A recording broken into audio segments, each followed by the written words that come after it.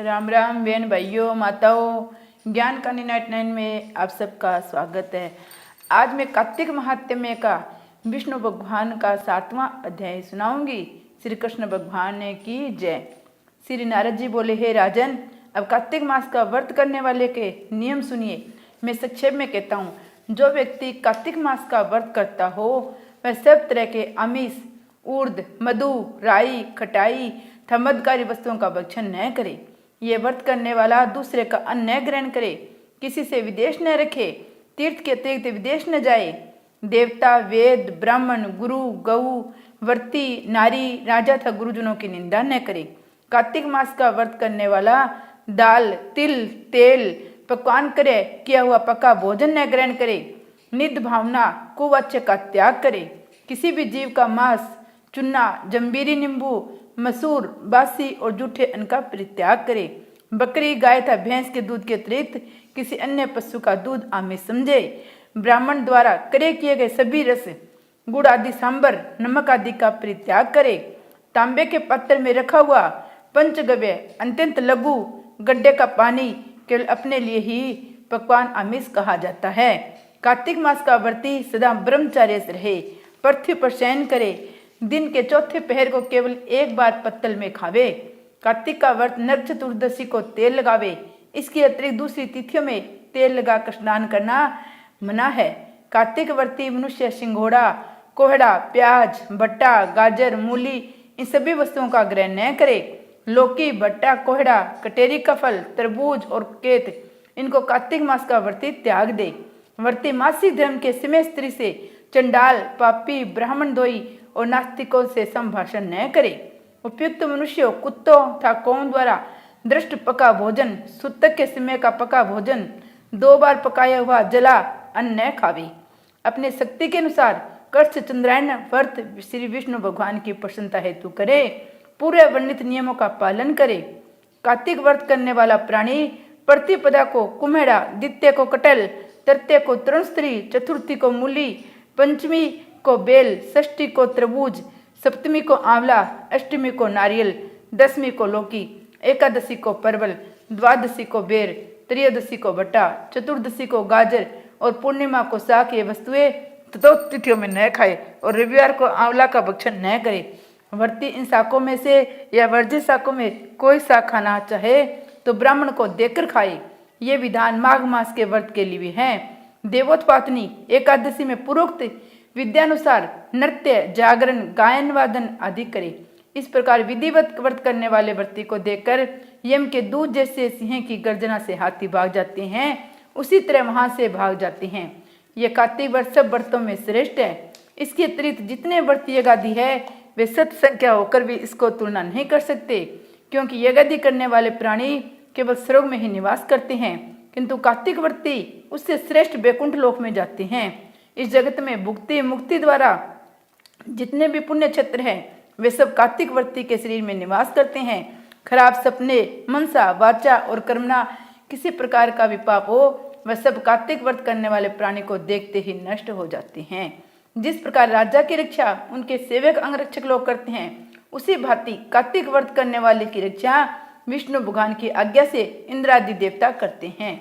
विष्णु भगवान का व्रत कार्तिक व्रत करने वाला मनुष्य जहाँ कहीं भी वर्तमान में रहता है वहाँ पूजित होता है। वहाँ पर ग्रह, भूत और पिशाच आदि कोई भी नहीं रहने पाते।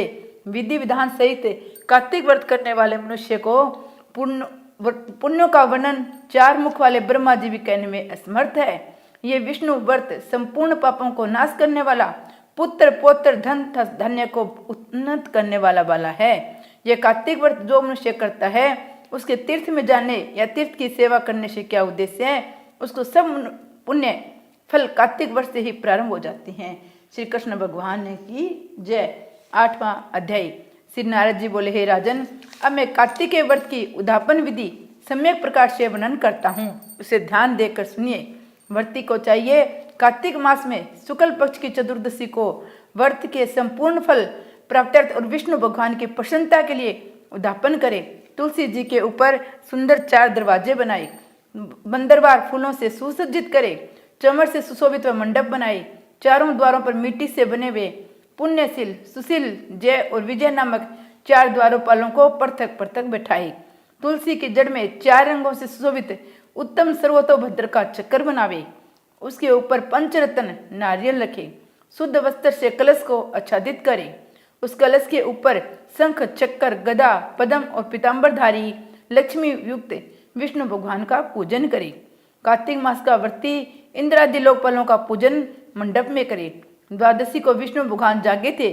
त्रयोदशी को देवताओं ने विष्णु भगवान का दर्शन किया था।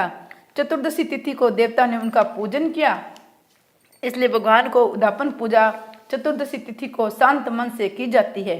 इस दिन संयम और शांत चित्त से व्रत भी करना चाहिए। अपने गुरु की आज्ञा अनुसार सुवर्ण की मूर्ति बनाकर षोडशोपचार विध निवेदादिकों से भगवान का पूजन करें। विविध प्रकार के मांगलिक गायन, वाद और कीर्तन करके उस रात्रि में जागरण करें। जो प्राणी श्रद्धा पूर्वक भगवान का कीर्तन करते हैं उन लोगों के 7 जन्म के एकत्रित किए हुए पाप भी विनाश हो जाते हैं। जो लोग जागरण करके प्रेम पूर्वक भगवान का कीर्तन तथा नृत्य करते हैं उनको 1 सहस्त्र गोदान का फल प्राप्त होता है।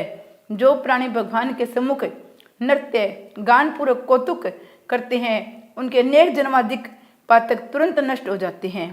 जो प्राणी विष्णु भगवान के सम्मुख नृत्य गीतादिक कौतुक करता है और जागरण करता है उनके चरित्रों का पाठ करके विष्णु भक्तों को प्रसन्न करता है। व्यर्थ की बातों का त्याग कर मुख से बांसुरी आदि बाज बजाता है। इन भक्ति भावनाओं से युक्त जो मनुष्य रात्रि भर जागरण करता है उसे करोड़ों तीर्थ के करने के समान पुण्य प्राप्त होता है। तदनंतर पूर्णमासी को स्त्री सहित श्रेष्ठ 30 ब्राह्मणों को या केवल एक ही श्रेष्ठ ब्राह्मण को सहपत्नी के सामर्थ्य अनुसार पायसत्र भोजन करवावे, क्योंकि इस दिन विष्णु भगवान के भक्तों को वरदान दिया था, मत्स्य रूप धारण किया था। इस तिथि को दान, हवन, जप आदि जो कुछ भी विष्णु भगवान के निमित्त करता है वह अक्षय फल को देने वाला होता है। इस कारण व्रती उक्त 1 या 30 ब्राह्मणों को भोजन करवावे। तब देवताओं के देवता विष्णु भगवान को तथा देवताओं के अलग अलग प्रश्न करने के लिए अतो देवा इन दोनों वैदिक मंत्रों से तिल और पायसत्र का हवन करे। उन ब्राह्मणों को अपने सामर्थ्य के अनुसार दक्षिणा दे, प्रणाम करे। पुनः विष्णु देव की पूजा कर अन्य देवताओं और तुलसी का तथा कपिला गो का पूजन कार्तिक व्रती सावधानी से करे। व्रत का उपदेश करने वाले सहपत्नीक गुरु तथा सहपत्नीक ब्राह्मणों को वस्त्र आभूषण से पूजन कर क्षमा की प्रार्थना करें। प्रार्थना मंत्रों का अर्थ, आप सब लोगों की अनुकंपा से मुझ पर विष्णु भगवान सर्वदा प्रसन्न रहे। इस व्रत के करने से मेरे 7 जन्मों के किए हुए पाप नष्ट हो जावे, मेरी संतान चिरंजीव रहे। उस पूजा के द्वारा मेरी सभी अभिलाषाएं पूर्ण हुए। मेरी मृत्यु होने के पश्चात मुझे अतिशय दुर्लभ विष्णु लोक प्राप्त हुए। व्रत करने वाला इस प्रकार ब्राह्मणों से क्षमा की प्रार्थना करे, उनको प्रश्न करके विदा करे। पूजा की उन संपूर्ण वस्तुओं को गौ के साथ गुरु को दे देवे। इसके पश्चात बंधुओं और मित्रों के साथ स्वयं भी भोजन करे। कार्तिक अथवा माघ मास के उद्यापन के नियम इसी प्रकार कहे गए हैं। इस प्रकार जो प्राणी विधान सहित कार्तिक मास का व्रत और उद्यापन करता है वह पाप रहित होकर मनोभिलाषित कामनाओं से प्राप्त करता है। अंत में विष्णु लोक में निवास करता है। तीर्थों, दानों और सब व्रतों के करने से जो फल प्राप्त होता है उनसे करोड़ गुना अधिक पुण्य फल विधि पूर्वक कार्तिक मास का व्रत करने से मिलता है। वे प्राणी धन्य हैं, वे पूजनीय हैं। उन्हीं का इस संसार में जन्म लेना सफल है जिन्होंने विष्णु भगवान की भक्ति में तल्लीन होते हुए कार्तिक मास का व्रत किया है। कार्तिक मास का व्रत करने वाले के पुण्य भय से उसके समस्त पाप कांपते जाते हैं, इधर उधर भागते फिरते हैं और कहते हैं कि हमारा जाना कहाँ होगा। इस कार्तिक मास के व्रत के विधान को जो भक्ति पूर्वक सुनता है या वैष्णव के सम्मुख सुनाता है, ये दोनों इस व्रत द्वारा इस व्रत से प्राप्त होने वाले पाप नाशक सभी फल प्राप्त करते हैं। कृष्ण भगवान की जय।